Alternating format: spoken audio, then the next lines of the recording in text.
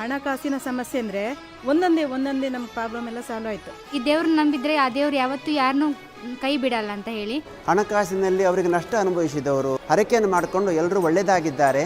ಇಲ್ಲಿ ಬಂದ ಮೇಲೆ ನಮ್ಗೆ ತುಂಬ ಎಲ್ಲ ರೀತಿಯಲ್ಲೂ ಒಳ್ಳೆಯದಾಗಿದೆ. ವ್ಯಾಪಾರದಲ್ಲಿ ಆಗಲಿ ವ್ಯವಹಾರದಲ್ಲಿ ಆಗಲಿ. 10,000 ಜನ ಎದುರುಗಡೆ ನನಗೆ ಒಂದು ಲಕ್ಕಿ ಡ್ರಾ ಅಲ್ಲಿ 5 ಪವನ್ ಚಿನ್ನ ಹಾರಿದೆ.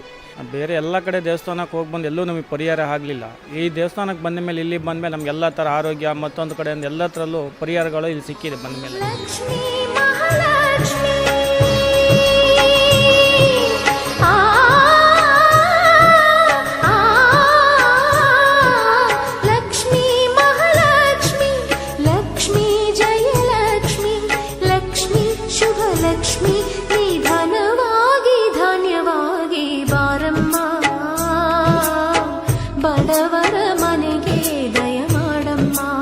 ಶ್ರೀ ಮಹಾಲಕ್ಷ್ಮಿ ಮತ್ತು ಶ್ರೀ ಸತ್ಯ ಕಲ್ಲುಕೋಟೆ ದೇವರು ನನಗೆ ಸ್ವಪ್ನದಲ್ಲಿ ಆ ಮಂತ್ರೋಪದೇಶವನ್ನು ಮಾಡಿದರು.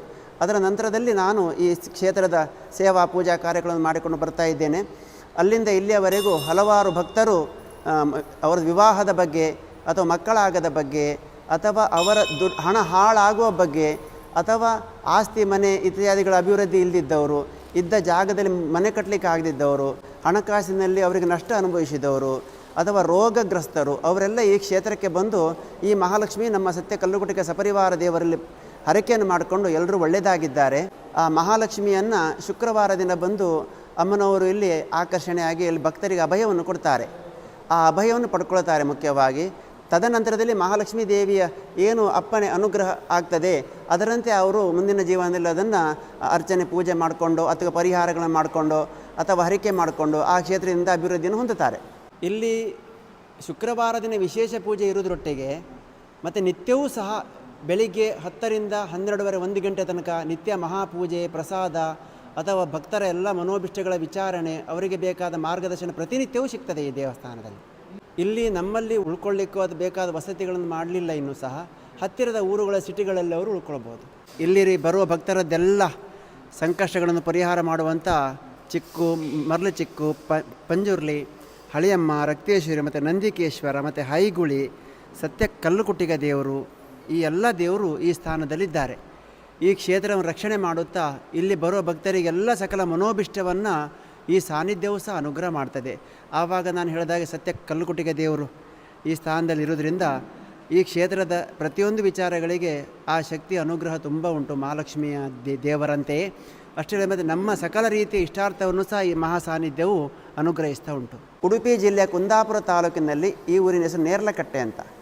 ಅದರಲ್ಲಿ ಆ ಊರಿನಲ್ಲಿ ಶ್ರೀಗಿರಿ ಎನ್ನುವಂಥ ಕ್ಷೇತ್ರ ಇದು. ಹೆಚ್ಚಿನ ಮಾಹಿತಿಗಾಗಿ ಈ ವಿಡಿಯೋ ಮೇಲೆ ನಮ್ಮ ಕ್ಷೇತ್ರದ ಫೋನ್ ನಂಬರ್ ಹಾಕಿರ್ತೇವೆ.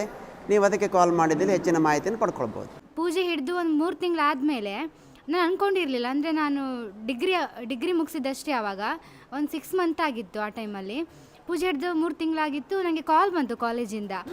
ಅಂದರೆ BA ಹೈಯೆಸ್ಟ್ ನಿಮ್ಮದೇ ಮಾರ್ಕ್ಸ್, ನಿಮಗೆ ಗೋಲ್ಡ್ ಮೆಡಲ್ ಸಿಕ್ಕಿದೆ ಅಂತ ಹೇಳಿ ತುಂಬ ಖುಷಿ ಆಯಿತು. ಅಂದ್ಕೊಂಡೇ ಇರಲಿಲ್ಲ ನಾನು. ತುಂಬ ಅಂದರೆ ಒಂದು 60 ಸ್ಟೂಡೆಂಟ್ಸ್ ಇದ್ದರು ಹೋಲ್ ಆರ್ಟ್ಸಲ್ಲಿ.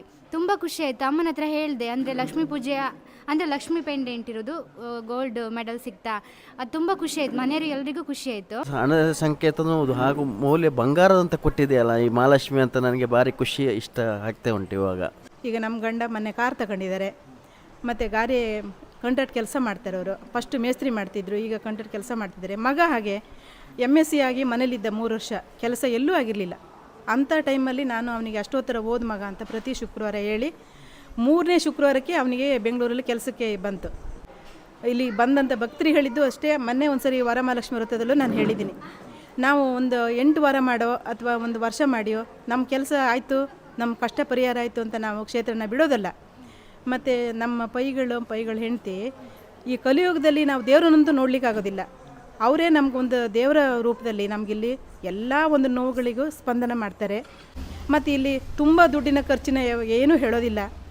ಎಷ್ಟು ನಾವು ಬಡತನದಲ್ಲಿ ಬಂದು ದೇವ್ರನ್ನ ಬೇಡ್ಕೊಳ್ತೀವೋ ಅಷ್ಟು ನಮಗೆ ಕೆಲಸ ಪರಿಹಾರ ಆಗ್ತದೆ. ನೀವು ಏನಾದರೂ ಎಣಿಸ್ಕೊಂಡ್ರೆ ಆ ಕ್ಷಣದಲ್ಲಿ ಆಗುತ್ತೆ. ಅದು ದುಡ್ಡೇ. ಮಹಾಲಕ್ಷ್ಮಿ ದೇವ್ರನ್ನ ನಾವು ಪೂಜೆ ಮಾಡ್ತಿದ್ನು, ಅದನ್ನು ದುಡ್ಡೇ. ಇಲ್ಲಿ ಬಂದ ಮೇಲೆ ಪೂಜೆ ಎಲ್ಲ ಮಾಡ್ತಾ ಇವಾಗ ಟಿಪ್ಪರ್ ಇದೆ ಸ್ವಂತ. ಮತ್ತು ಇವತ್ತು ಹೊಸ ಕಾರ್ ತೊಗೊಂಬಂದಿದ್ದೀನಿ. ಅಂದರೆ ನಾನು ಲಕ್ಷ್ಮೀ ಪೂಜೆ ಮಾಡಲಿಕ್ಕೆ ಸ್ಟಾರ್ಟ್ ಮಾಡಿದೆ. ನನಗೆ ಅಲ್ಲಿಂದ ಸ್ವಲ್ಪ ಮನಸ್ಸಿಗೆಲ್ಲ ಖುಷಿ ಇದೆ. ಅಂದ್ಕೊಂಡಿದ್ದೆಲ್ಲ ಒಂದೊಂದೇ ಆಗ್ತಾ ಇದೆ.